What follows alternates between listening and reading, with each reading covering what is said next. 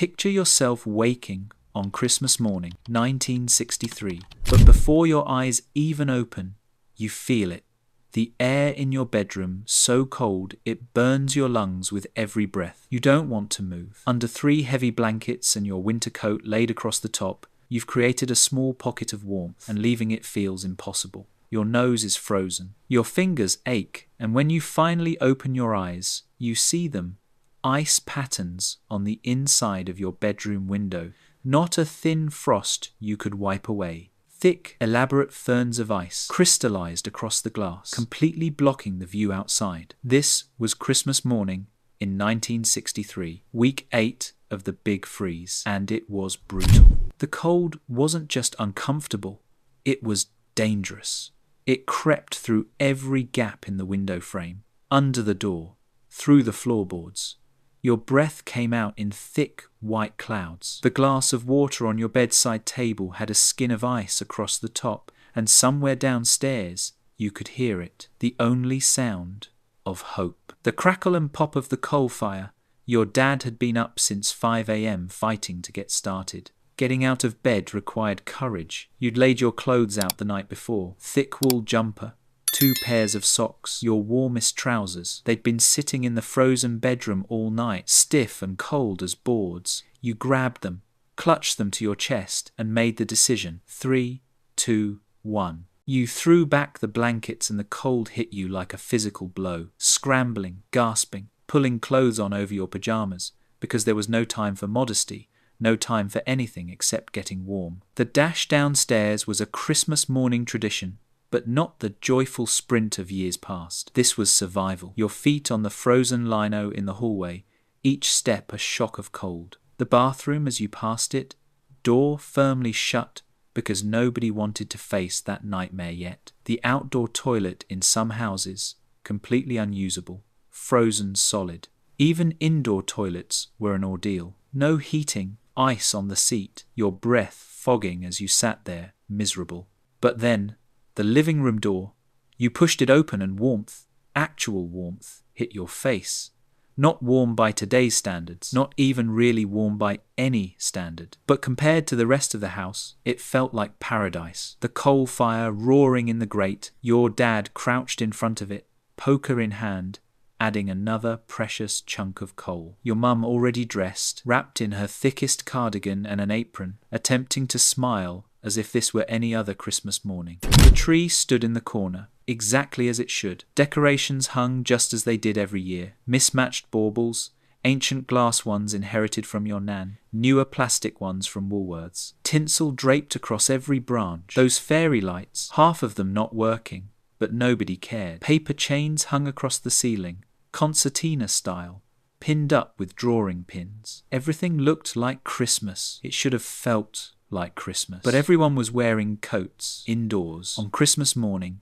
Your dad in his heavy work jacket, your mum in her winter coat over her dress. You pulling on your duffel coat the moment you entered the room, because even with the fire, even in the warmest room in the house, it was still cold. Your fingers were stiff, your nose ran constantly, and the windows, even in here, had ice creeping up from the corners. The presents sat under the tree, wrapped in brown paper and string, a few in festive paper saved from last year. You wanted to be excited. You were excited. This was Christmas, but the ritual was different. No sitting on the cold floor. Everyone stayed close to the fire. Presents were passed around, opened with numb fingers. Wrapping paper saved carefully, because nothing was wasted. A new scarf from your nan, a book, a small toy, that one big present you'd hoped for, smaller than you'd imagined, but precious because you knew money was tight, and this winter had made everything tighter. Outside, the wind howled. It had been howling since December 22nd, the day the snow first came. That snow was still there. 43 days of unbroken snow cover. It wasn't fresh, white, and magical anymore. It was old, hard-packed, grey, and endless. Drifts piled against garden walls, against front doors, some as high as 6 feet. The street outside was unrecognizable. Cars buried under mounds of white. Paths that neighbors had given up trying to clear. This wasn't just a cold Christmas morning. This was week 8 of something Britain hadn't experienced in living memory. The big freeze had started on Boxing Day 1962, and it showed no sign of ending. The sea had frozen. The Thames was solid ice. Villages across the country had been cut off for weeks, and every single family in Britain was living exactly like this. One warm room, everyone wearing coats, coal fires burning constantly if you were lucky enough to have coal left. Your mum disappeared into the kitchen and you heard her curse softly. The pipes were frozen again. No running water. Not today. Not yesterday. Not for days. She'd filled pots with snow the night before, melted them by the fire, and that was what you had. Snow water for tea, snow water for washing up, snow water for everything. The milk hadn't been delivered. It hadn't been delivered since early December. The milkman couldn't get through. Deliveries had stopped. The bottle that should have been on the doorstep with its frozen cream pushed up through the foil cap, that Christmas morning tradition, it didn't exist this year. Instead, there was powdered milk mixed with melted snow water, grey and thin, and nothing like the real thing. But it was Christmas, so you carried on, because that's what you did. Your dad fed the fire again. The coal scuttle was half empty. Worry flickered across his face before he hid it. Coal was everything. Without it, the house became uninhabitable. Deliveries were sporadic at best. The coalman struggled through when he could, but stocks were running low everywhere. People were burning furniture, old fence panels, anything that would catch. Some were making fuel from rolled up newspapers soaked in water and left to dry. Desperate measures. The radio crackled to life. The BBC Home Service. Everyone in Britain listening to the same thing. Carols played,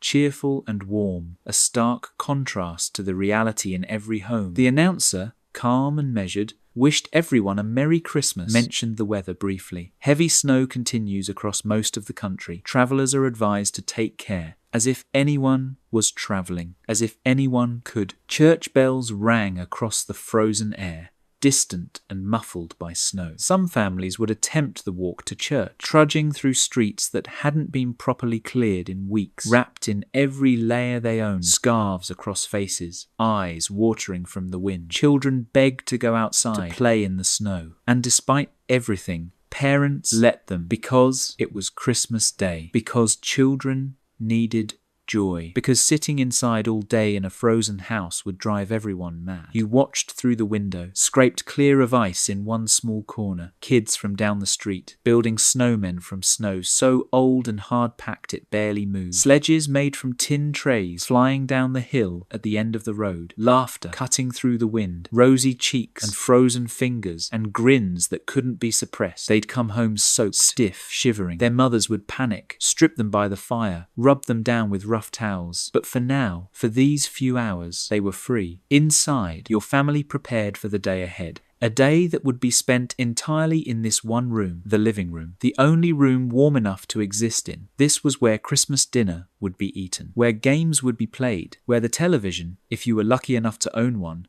would flicker with the Queen's speech at 3 o'clock, where the entire family would huddle together, not just for tradition, but for warmth, for survival. Because this wasn't just Christmas 1963. This was Britain under siege, not from bombs, not from enemies, but from weather so severe it had brought the country to its knees. And Christmas Day, the one day when everything should have been perfect, was instead the day when every family in Britain faced the same struggle, maintaining tradition in the face of a winter that refused to end.